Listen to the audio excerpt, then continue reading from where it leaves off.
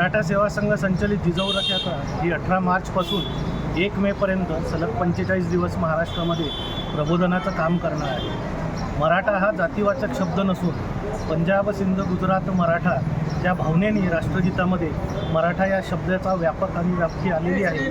त्या अर्थाने मराठा सेवा संघाने मराठा या शब्दाची मांडणी केलेली आहे।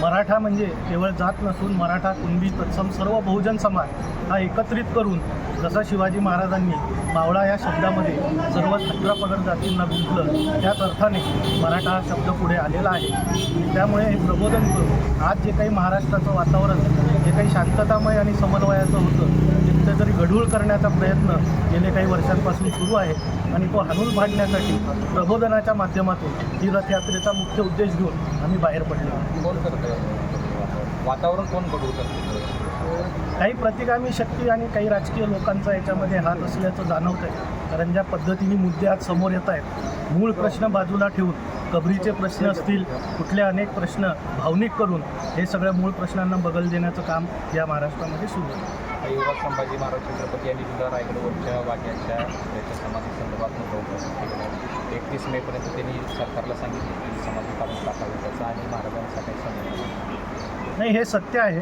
सत्य इतिहास समोर यावा आहे याच्यासाठी मराठा सेवा संघाने अनेकदा आग्रह धरलेला आहे। आणि कदाचित आपल्याला कल्पना असेल की काही वर्षाआधी संभाजी ब्रिगेडच्या माध्यमातून आम्ही तो पुतळा तिथून हटवलेला होता, पण काही शासकीय दबावाने तो पुन्हा एकदा बसवण्यात आलेला आहे।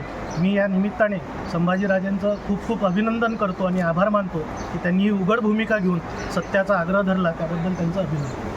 मराठा आरक्षणाचा प्रश्न परत मागं पडलेला आहे। सरकार आता चांगलं बहुमत असताना काही याबाबतची चर्चा होत नाही, काय आता म्हणतात? हे मराठा आरक्षणाचा प्रश्न आता हा सामाजिक राहिलेला नसून पूर्ण अर्थाने आता तो राजकीय झालेला आहे।